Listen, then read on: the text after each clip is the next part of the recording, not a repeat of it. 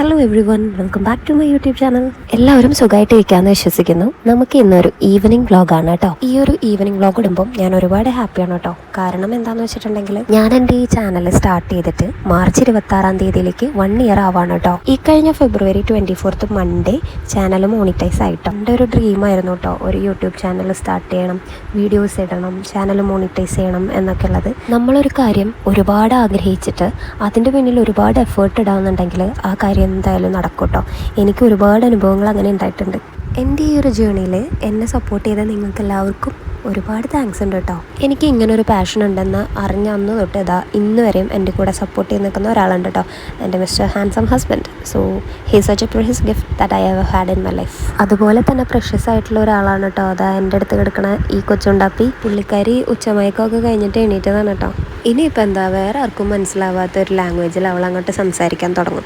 ഞാനും എൻ്റെ ലേ baby മാത്രമായിട്ടുള്ള love ലാംഗ്വേജാണ് കേട്ടോ അത്. വേറെ ആർക്കും മനസ്സിലാവില്ല. ഞങ്ങളെന്താ സംസാരിക്കണമെന്ന് ഞങ്ങൾക്ക് മാത്രമേ അറിയൂ. ലേനെ ക്യാരിങ് ആയിരിക്കുന്ന സമയത്ത് ഞാനിങ്ങനെ പ്രഗ്നൻസി ബുക്ക് വായിക്കുമായിരുന്നു.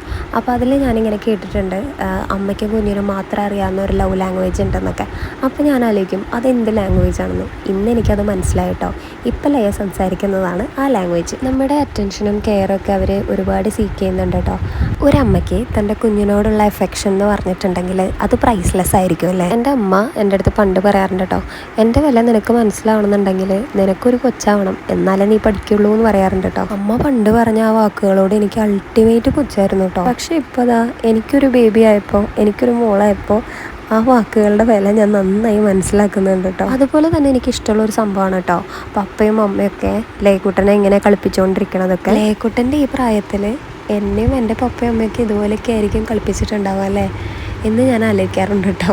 Which I was visualising my childhood through my daughter. നമ്മുടെ മക്കളുടെ വളർച്ചയല്ല നമ്മൾ കണ്ടിരിക്കണം എന്ന് പറയണത് വളരെ പരമാർത്ഥമായിട്ടുള്ളൊരു സത്യമാണ് കേട്ടോ. കാരണം അങ്ങനെ അവരുടെ വളർച്ച കാണുന്ന സമയത്ത് ഒരുപാട് കാര്യങ്ങൾ നമ്മൾ തിരിച്ചറിയും, ഒരുപാട് ഇമോഷൻസിലൂടെ നമ്മൾ കടന്നു പോകും.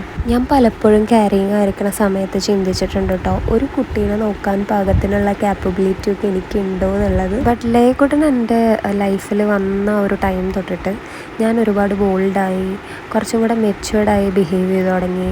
അതുപോലെ തന്നെ ഒരുപാട് കാര്യങ്ങളിൽ ഭയങ്കര ഓർഗനൈസ്ഡായി. ഞാൻ ഭയങ്കര ഫേമസ് ആയിട്ടുള്ള ഒരു വേർഡിങ്സില്ലേ, ഒരു കുഞ്ഞ് ജീവൻ ഭൂമിയിൽ ഉടലെടുക്കുന്നതോടൊപ്പം തന്നെ പുതിയൊരു പാരൻസും കൂടെയാണ് ഉത്ഭവിക്കുന്നതെന്ന് പറഞ്ഞിട്ട് 100% ട്രൂത്താണ് കേട്ടോ അത്. ഒരു ബേബിയൊക്കെ ആവുന്നത് വരെ എപ്പോഴും നമ്മൾ നമ്മുടെ കാര്യത്തിനായിരിക്കും ഭയങ്കര പ്രിഫറൻസ് ഒക്കെ കൊടുക്കുന്നത് അല്ലേ. പക്ഷേ ഒരു ബേബി ഉണ്ടായിക്കഴിഞ്ഞിട്ടുണ്ടെങ്കിൽ മദർ അല്ലെങ്കിൽ ഫാദർ ആയിക്കോട്ടെ എപ്പോഴും ആ ബേബിയുടെ കാര്യങ്ങൾക്കായിരിക്കും ഫസ്റ്റ് പ്രയോറിറ്റി കൊടുക്കുക അല്ലേ. എന്ന് കരുതി നമുക്ക് ചെയ്യാനുള്ള കാര്യങ്ങളൊന്നും നമ്മൾ ചെയ്യാതിരിക്കരുത് കേട്ടോ. നമ്മുടെ കാര്യങ്ങളൊക്കെ ചെയ്യാനായിട്ട് സമയം എന്തായാലും നമ്മുടെ ഒപ്പം നിൽക്കുന്നില്ല, നമ്മൾ വേണം സമയത്തിൻ്റെ ഒപ്പം ഓടിയെത്താനായിട്ട്. ഞാനിതിപ്പോൾ ഇവിടെ പറയാൻ കാരണം എന്താണെന്ന് വെച്ചിട്ടുണ്ടെങ്കിൽ ലയക്കുട്ടനുണ്ടായ ആ ഒരു ടൈമിൽ എനിക്ക് ഭയങ്കര സമയക്കുറവായിരുന്നു. എൻ്റേതായിട്ടുള്ള കാര്യങ്ങൾക്കൊന്നും എനിക്ക് സമയം കണ്ടെത്താൻ പറ്റുന്നില്ല, പല കാര്യങ്ങളും എനിക്ക് ചെയ്യാൻ പറ്റാറില്ല. പിന്നെ അതിനെയൊക്കെ ഓർത്ത് ഞാൻ കുറേ റിഗ്രറ്റ് അടിച്ച് വിഷമിക്കും. പ്രഗ്നൻസി എല്ലാം കഴിഞ്ഞിട്ട് എല്ലാ വുമൻസും കടന്നു പോകുന്നൊരു സ്റ്റേജാണല്ലേ പോസ്റ്റ്പാർട്ടം എന്ന് പറയുന്നത്. എന്നെ സംബന്ധിച്ച് എനിക്കത് അത്ര ബുദ്ധിമുട്ടുള്ള ഒരു കാര്യമായിരുന്നില്ല കേട്ടോ. ഞാൻ പെട്ടെന്ന് തന്നെ അത് ഓവർകം ചെയ്തിട്ടുണ്ടായിരുന്നു. എന്നാലും ഈ പറഞ്ഞ പോലെ ഉറക്കമില്ലായ്മ, അതുപോലെ തന്നെ നമ്മുടെ കാര്യങ്ങൾ ചെയ്യാനുള്ള സമയം കിട്ടാതെ ആവുമ്പോഴുള്ള വിഷമം, അങ്ങനത്തെ ഒരുപാട് പ്രശ്നങ്ങൾ എന്നെ ഒരുപാട് ബുദ്ധിമുട്ടിച്ചിട്ടുണ്ട് കേട്ടോ.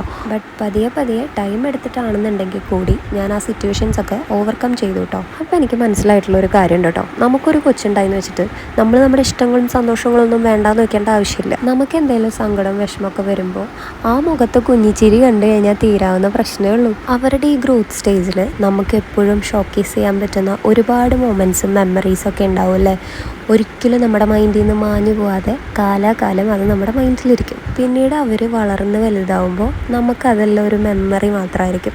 എന്നിട്ട് നമ്മൾ അവരോട് പറയും, നീ കുഞ്ഞിതായിരിക്കുമ്പോഴേ അങ്ങനെയായിരുന്നു ഇങ്ങനെയായിരുന്നു, നിന്നെ ഞാൻ ഒരുപാട് എടുത്തുകൊണ്ട് നടന്നിട്ടുണ്ട് എന്നിങ്ങനെ. അവർ ചെറുതായിരിക്കുമ്പോൾ അവർ ചെയ്തു കിട്ടിയിട്ടുള്ള ഓരോ കാര്യം എണ്ണി നമ്മൾ അവർ വലുതാവുമ്പോൾ അവരുടെ അടുത്ത് പറയും. അവർക്കത് കേൾക്കുമ്പോഴും സുഖമാണ്. നമ്മുടെ പാരൻസും നമ്മുടെ കുഞ്ഞിലെ കാര്യങ്ങൾ നമ്മളോട് ഇങ്ങനെയല്ലേ പറയണേ. ലയക്കുട്ടനെ ക്യാരിങ് ആയിരിക്കുമ്പോൾ ഞാൻ ചിന്തിച്ചു കൂട്ടിയ പോലെ പാരൻറ്റിങ് അത്ര ടാസ്ക്കുള്ള ഒരു സംഭവം ഒന്നല്ല കേട്ടോ. കുറച്ച് കാര്യങ്ങളൊക്കെ നമ്മളൊന്ന് റിയലൈസ് ചെയ്യാൻ തുടങ്ങിക്കഴിഞ്ഞാൽ നമുക്കും പാരൻറ്റിങ് അടിപൊളിയാക്കാൻ പറ്റുന്നേ. നമ്മുടെ ഈ ഒരു കുഞ്ഞ് ചാനൽ ഇഷ്ടപ്പെട്ട് കഴിഞ്ഞാൽ സബ്സ്ക്രൈബ് ചെയ്യാനും സപ്പോർട്ട് ചെയ്യാനും മറക്കല്ലേ. So see you in next video and happy parenting.